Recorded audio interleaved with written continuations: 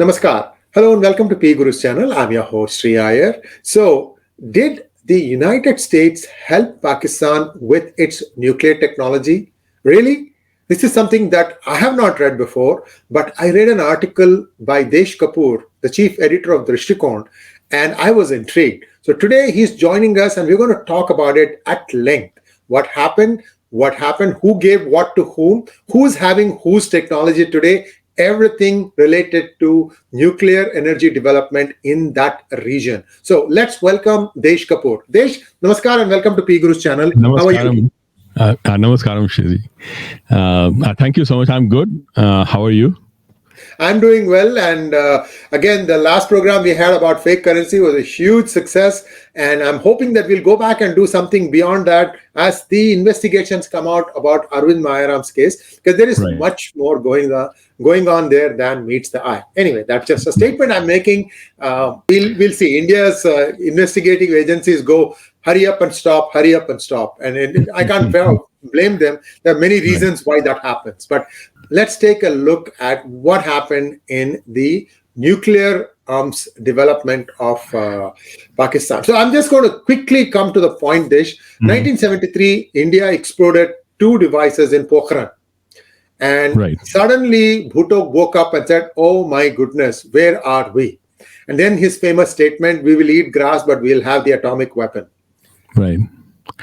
So a lot of things are happening around that. So you take it away, and then we'll continue back and see where the US comes into this. Go ahead. Sure. Thank you so much. Again, it's a pleasure coming to this channel, PGurus channel. The story goes actually earlier than that. So it starts with 𝗥𝗲𝗂𝗀𝗃, but let me introduce another character which nobody has talked about except for very few people who have been researching this thing, and that person was Richard Barlow. So we'll come to this Richard Barlow a little later, but let's talk about 𝗥𝗲𝗂𝗀𝗃 first. So 𝗥𝗲𝗂𝗃 actually realized in 1961 when he was, he went for a exhibition in Pakistan, where he understood that if one has to get into the nuclear program, one of the critical components is the metallurgy. So he wanted to become a metallurgy student, and he borrowed some money, went to Europe. He borrowed some money from his brother, went to Europe, and was in Germany, but no European university was interested in him. And then in 1962, he met his future wife, 𝗤𝗍𝗀𝗃𝗃, and who was actually a South African with Dutch parents. He was in Holland at that time. He finally got an offer in 1962. He went to West Berlin in a technical institute, and then in 1963 he moved to Delft Technology Institute. Now I'm telling these things because they kind of built on the persona and the person that he became. In 1964 he got married to Henny, and then in 1965 he finally got the master's program in metallurgy. 1961 he thought of it. 1965 he actually got the master's program in metallurgy, and the person who became his mentor in Delft was actually one of the most renowned nuclear physicists, and his name was Dr. Burgers actually. He was doing some projects here and there, but he was okay. He was average kind of a guy, right? And then later on, he moved to Belgium, Leuven, Catholic University of Leuven. And there what happened was, his stars changed. Somebody in Amsterdam, there was a Dutch firm called FDO. Now that Dutch firm, approached his professor for a metallurgist who was not that great in technology, but was, good in terms of translation. Now, this guy knew Dutch, this guy knew, German, as well as French, 𝗥𝗲𝗂𝗃𝗃. So then 𝗥𝗲𝗃, went to FDO as a, translator. And FDO interestingly, was actually providing the supply parts as well as the knowledge to UCN, which was the Dutch partner of 𝗤𝗂𝗀𝗀𝘀, which was the consortium. They were actually building, the nuclear reactor there with a new kind of technology. So this guy joins FDO in 1972, May of 1972. And immediately within a week, he actually goes to their enrichment facility in El Melo. And there he starts to understand that these guys are much further ahead than he had thought. And, it so happened that, he also got the clearance to get into that, although he didn't have it, but his, boss allowed him to go there. And then it so happened around that time that they did the critical mass as far as the nuclear reactor was concerned, and their cost of operations was much lower than what the US had done. So he knew he had a gold mine on his hand. And then he sent a letter to Bhutto. Bhutto was 1972. He wanted to create a nuclear bomb. For 2 years, nothing really happened because everyone was trying to say, "Oh, we can build in 3 years, 5 years, whatever it is." They finally got in touch with this guy because he had written a letter to Bhutto, and Bhutto got in touch with him. And then he started interacting. He hated India.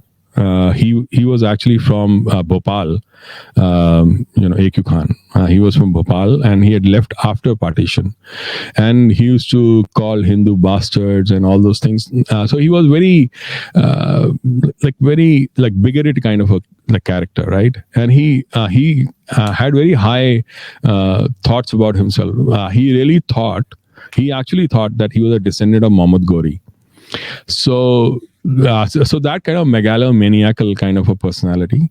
And then he started working on this whole a thing. And once he got the information back from the Pakistani government through their diplomats, he started stealing things, one by one.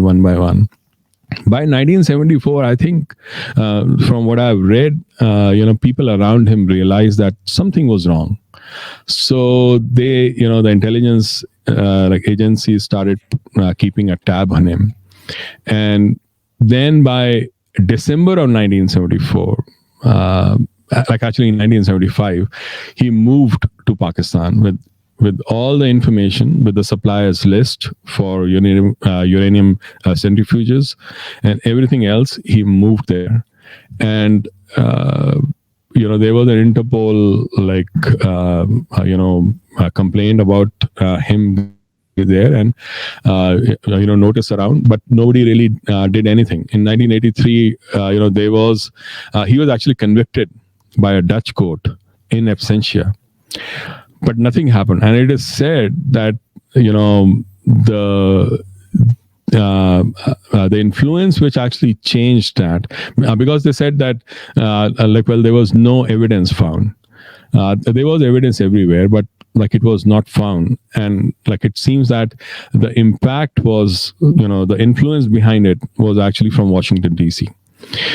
Now, so that's one thing, right? And so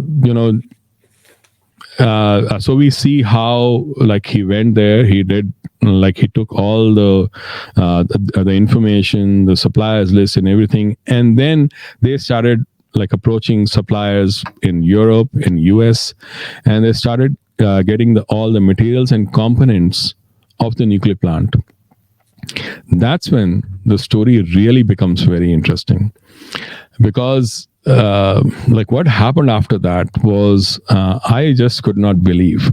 There's a book that I think everyone in US and India and anywhere else who is interested in Pakistan and US role in Pakistan's nuclear proliferation should actually read. It's called Deception by Adrian Levy and Catherine Scott Clark. So if you actually go through that, you'll be shocked, because so Richard Barlow, again, we come back to this guy. So Richard Barlow was the guy who was an like he was an award-winning CIA agent. He used to be an Iran desk, and then he moved to Pakistan desk, and there he started to try to understand what was going on. And he realized that, Pakistan was much further ahead in terms of the nuclear, capabilities than enrichment. Enrichment. Then they had actually understood. And even in terms of arming their F-16s with F-15s with the nuclear, weaponry. Warheads, right. And despite the evidence being there, the presidents, were signing off that, Pakistan does not have any nuclear capability, and also that we can, still keep on giving F-15s despite the fact that they were being nuclear armed. Now, so he thought initially that, maybe it is because of the the love for the client, because they were client state. They have been helping out for the Soviet invasion in Afghanistan, and that is why they were doing all this. And he just thought it was an act of inefficiency and all those things, and maybe they were not that good in trying to not stop this these things from happening. Then he realized that actually the nuclear program that Pakistan had was even deeper than what he had thought. They were actually creating front companies in the US and taking components of a nuclear plant all the way to Pakistan. And he thought he was it was quite unsettling for him. And he also realized that every time a raid was done on all of those front companies, there would be nothing there. So he thought that's very strange. So he started to do more investigation, and then he kind of compared the communiques that were going out from the State Department to Pakistani consulate, and the raids that were happening, and he found a one-to-one match, and that intrigued him even more. And then he found out that it's not that the US agencies were inefficient. It was that State Department was actually helping out the Pakistanis to get all the weapons, to get all the components for the nuclear plant. Worse than that, they were actually compromising CIA and the custom agencies when they were trying to raid the Pakistani front companies. That was even worse. So what this guy did with some of his other friends was to set up a trap. So they found this one guy who was a middleman who was acting on behalf of a 𝗥𝗲𝗬𝗏 client. 𝗥𝗲𝗬𝗏 is obviously the nuclear plant that Pakistan had. So the middle guy's name was Arshad Parvez, and he was working on behalf of some guy who was very well connected in the Pakistani government. And the trap was that they'll meet that person and try to give him something, and then catch him as well as the main person behind him. When one of the other rules is that if you are doing any such raid which involves a foreign country, you have to tell the State Department. So they told the State Department just 10 minutes before actually meeting Arshad Parvez. And they realized that Arshad Parvez they caught, but the main guy escaped. And the main guy who escaped was actually, his name was Inamul-Haq. Now, Inamul-Haq was actually a diplomat of Pakistan. He later on went on to become the finance minister of Pakistan. So the whole plot was this like a badge of honor for him to become the minister? Exactly, right.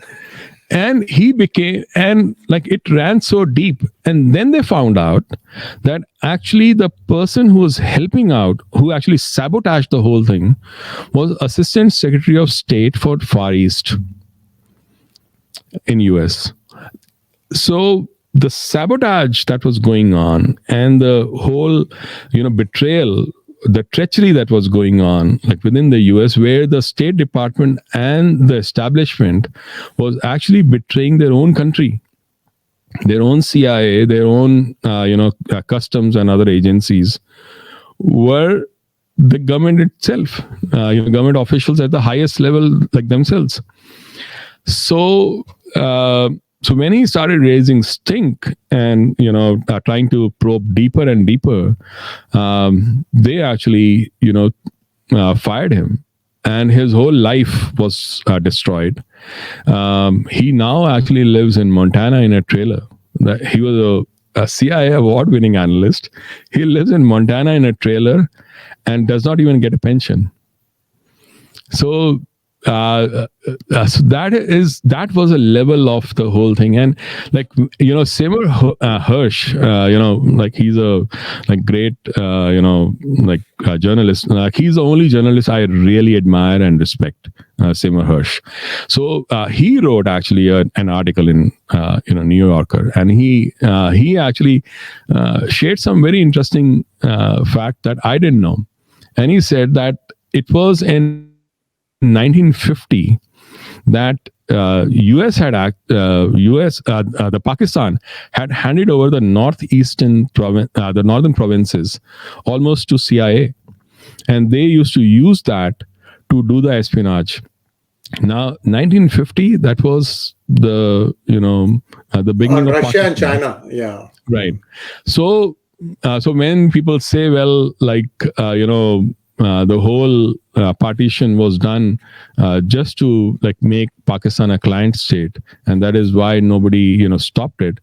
That may actually be true, because if like it happened that early in the stage of Pakistan's creation, then these things would have been discussed long back, right? So that is why Pakistan and US, and especially the Republicans, like if you really look at it, in fact, somebody said that if ever a nuke is, like a nuke goes off within the US, you can attribute it to just one person, or lay the burden at the feet of just one person, Ronald Regan. And why is that? I was totally shocked. I mean, Reagan is looked up to like the one level below God in some of the circles in the United States. Perhaps you can shed the mystery here and tell us what you think really happened.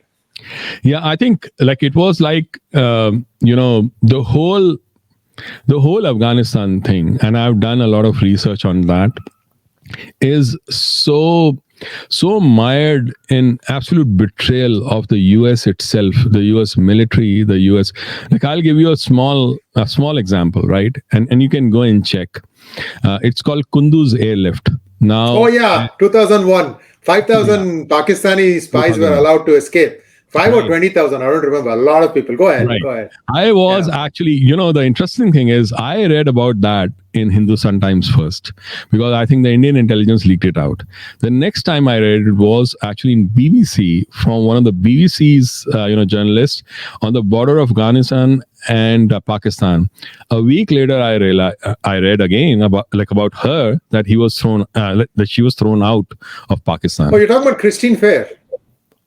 I don't know. She was actually a journalist, like who was reporting from there, and the thing is, like what happened was that after Ahmad Shah Massoud was killed in that bomb blast, like that happened on September 9th, and he'd already told the CIA that if something happens to me, you can be assured that something very serious is going to happen on the US soil.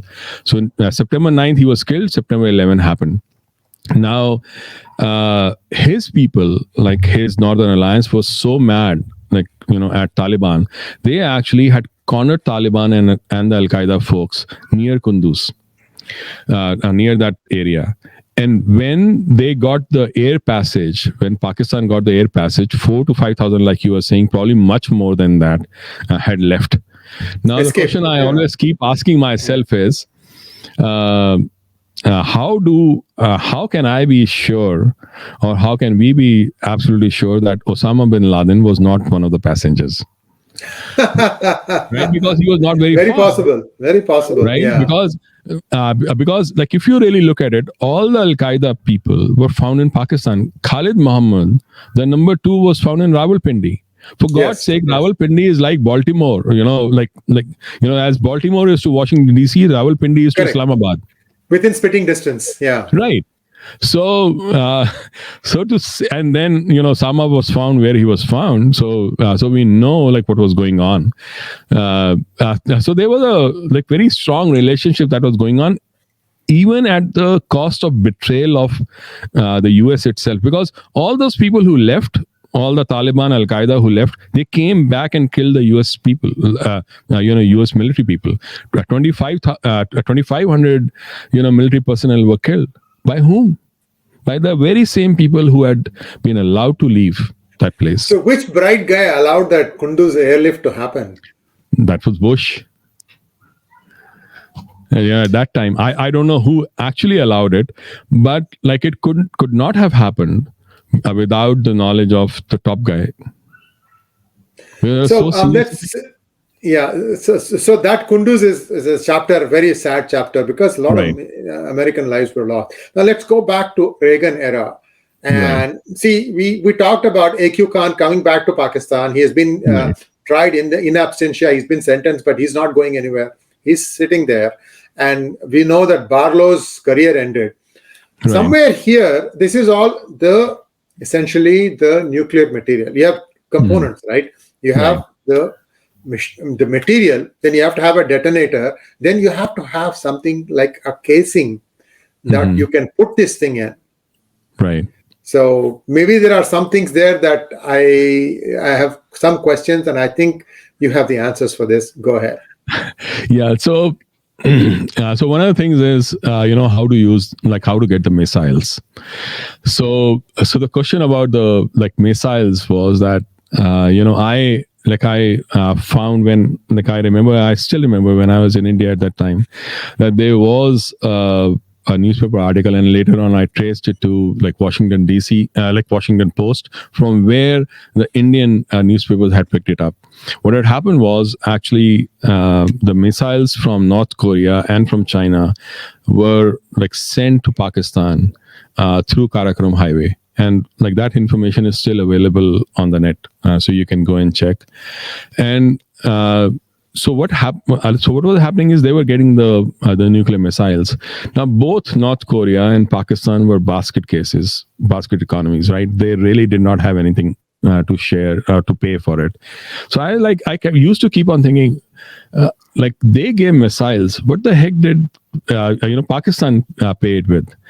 And my guess was the nuclear secrets, but I was not sure. And then I happened to read Shyam Bhatia's article in Indian Express, and he I think wrote in 2003. So actually in 1993, what had happened was that so in 1993, Benazir was to go to North Korea just for a few hours to Pyongyang, and she was looking for an overcoat. And why an overcoat? She told that to Shyam Bhatia because she was carrying CDs with all the nuclear designs that she had to give to Pyongyang. So when she went there for a few hours, she actually handed over the CDs to them, and they sent the missiles after that. So it was a nukes for missile barter program that happened between them. So that's how. So somebody actually said that Pakistan's missiles are actually North Korean missiles painted green. So because think of it, the ICBMs and the MIRVs that these guys have and are trying to get. Even North Korea has ICBMs. If you have an ICBM, then you have to have a space program because both the technologies are the same. If any country has ICBMs and does not have its own indigenous space program, you can be assured that they have stolen it from somewhere else, or gotten it from somewhere else, because they could not have created one and not created the other. How is it possible that Pakistan is working on and getting all the MIRVs, but does not have a space program, cannot send even a rock into the space? So how can it be possible? Because somebody who has a space program has created those missiles and given it to them. And that is obviously, the answer is very clear which country that is. It's China. So China sends it through North Korea to Pakistan. So now Pakistan has all the things. Now things get a little bit more interesting. And Desh, by this time, US must have been unwinding its investment in Pakistan, because 9/11 happened. They knew that Pakistan was the one who had, grown Taliban to what it had become by that time. Right. And was there any attempt by the Americans to try and limit the nuclear capabilities of Pakistan? Yeah, I mean, like some people have said that, like they know they have some control over the detonators and things like that, and even control over like how like they can actually like make it armed. So it seems that they do have that capability of going in and taking it out, the nukes. But that is that to me, I have not done any research on that in that detail to understand if that is even true or not, because no, it's true. It's true. I'll tell you why it is true. Right. 2012, Obama was rerunning for president, and he had messed up the first presidential debate. There were only 3 debates planned, 2 presidential and 1 vice presidential. So the vice presidential debate was sandwiched between 2 presidential debates. So Biden was going up against the vice president nominee of the Republican Party. And one of the things that person had said was that there is a dangerous nuclear neighbor, because this is post 9/11. Pakistan had become radioactive by that time. So he said that the Democrats don't really have a clue on what kind of security implications there are. And Biden, at that time, he was very lucid, very snappy. He said, look, we know where the detonators are. They're all with us. With just the materials, they cannot do anything. Right. He said that. But if you go back to 2012 vice presidential debate today on the YouTube and try to look for it, this part would have been taken out. That is very I heard it myself. I'm first person account, I'm telling you. Right. I heard this thing with anything with Pakistan, your antlers go up an extra inch or 2. Right. So this is what he said. And so there is some truth in what he said, that the United States has a vice-like grip on the nuclear program of Pakistan. But there is an even more intriguing story. Now, I would like you to tell how Pakistan helped Iran. At what time did it start helping Iran? So that was when actually, 𝗥𝗲𝗬𝗀𝗃 was there. And Pakistan obviously at that time was trying to look for the strategic depth and all those things. And that is why Pakistan started helping out Iran. And he not only actually helped Iran, he helped Libya as well as Saudi Arabia. But Iran, what they did was they actually handed over, parts of their own nuclear reactor. So Pakistan's first nuclear reactor was P1, and the code name, and then they called it P2. It was basically Pakistan 1 and Pakistan 2. Now the same reactor was given to Iran, and they call it IR1 and IR2. So so they have an older version of the Pakistan reactor, but basically these guys had plot of that is why when 𝗥𝗲𝗬𝗀𝗃 was kind of caught or came out, and there was huge thing about the 𝗥𝗲𝗳𝗲𝗏 was going on, and we have shattered that and found it and discovered it and all those stuff. I was like, you could have asked us. I mean, we in India knew about this thing long back. You could have gone to Holland and found it out, what this guy was doing all the while. You could have asked Ronald Regan. He could have told you. The thing is, yeah, because I've one of the things I have seen is, I've like read is that they spend, US actually has spent almost $100 million for the security, to create the security of the Pakistan's nuclear weapons. And they say that is why they have this confidence of, their snatch and grab plan, that they call it. So that is why they say if Pakistan was to become, go bankrupt and go down, then they'll activate that snatch and grab. Now, I can understand what they are saying, but given the whole experience of how they have hoodwinked US and done whatever they did in Afghanistan, they're not that big, that stupid of people, right? They're smart, and they are, I wouldn't say, bad, but I'll say wicked, in that sense, and very, very intelligent people, on how to actually do what they really need to do. So if they if we think that it'll be a very, very simple snatch and grab operation, I'm not so confident about that. Well, the last question before we wind up this program is absolutely fascinating. Viewers, this is a recorded program, so you will not be able to have your questions answered. I'm hoping to get Desh on a Twitter Spaces hangout, and at that point, if you happen to join, then you will be able to ask Desh all these questions. So just hang on to that moment to come. It will come soon. Last question. What did the Israelis take out when they attacked the nuclear installations of Iran? I think they actually were I think trying to deactivate or stop the Iranian reactors. I think from what I understand, I think you were talking about that virus that they used, right? Yeah. So they kind of almost their attack was quite deep in within the Iran, and it was very interesting how they actually had that whole virus go through simple disks, and then it kind of through the operating system, and then it went into the nuclear reactor to actually shut it down.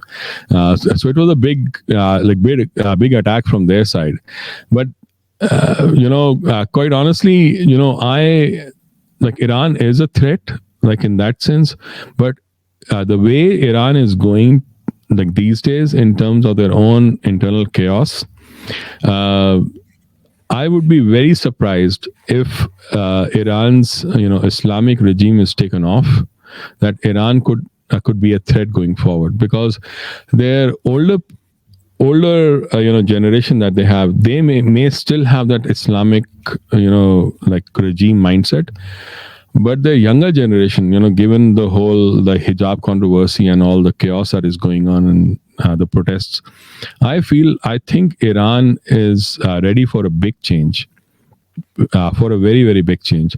They can actually go back to their roots of Zoroastrianism, if the right push is given. So that would be great. Yeah, that would be great, because India has always admired the Zoroastrians, have given shelter to what are now called as Parsis. So go ahead. You're going to say something. Sorry about that. Because I've done this, so this is just anecdotal. I've talked to Iranians in various different settings, in various different vocations, in various different cities in the US. And I've always talked to them about their history and all that. And almost all of them have told me that if today they had an opportunity, they would actually go back to Zoroastrianism. They want to leave Islam.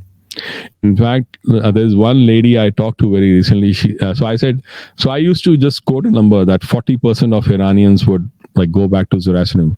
She said, "Are you kidding? It'll be 90%. I said, okay. And she's an Iranian herself. So what I'm trying to say is that, if you take out the older generation out, the younger generation that, is there now, is like very, very different and has very different aspirations than the older generation had. And so if you take the Ayatollahs and all these guys out in some way, then what you will be left with is a very different Iran. Well, with that, we will end our episode today. Please like, share, and subscribe to our channel. And don't forget to click on the bell button for notifications. If you liked our video, please do express your thoughts by way of comments. If you have any questions, you can put them there. We will try to answer them. I'm planning two things. One is, of course, a back session, call back session for Desh to come back and talk about this some more. If you have enough questions of, real difficult questions that perhaps it will have an episode by its own. And if not, we'll also try to do a Twitter Spaces, like I said. And in that, they should be able to interactively answer your questions. It's coming soon, guys. As always, a pleasure listening to you, Desh. For once, I really liked what was being discussed today. I heard a lot of stuff. I knew a few things, did not know a few things. I helped connect dots, I think, in a few places. But all in all, it was a wonderful conversation. Thanks for watching, viewers. Please, Desh, come back and also go to drishtikon.com. And he has some excellent in-depth articles. And there is an article about this also. If there is something that we missed in this conversation, you'll be able to connect those dots also by reading that article. I'll try to put the link to that article in the description section. Desh, thank you very much. Namaskar. Thank you so much. Thank you. Namaskar.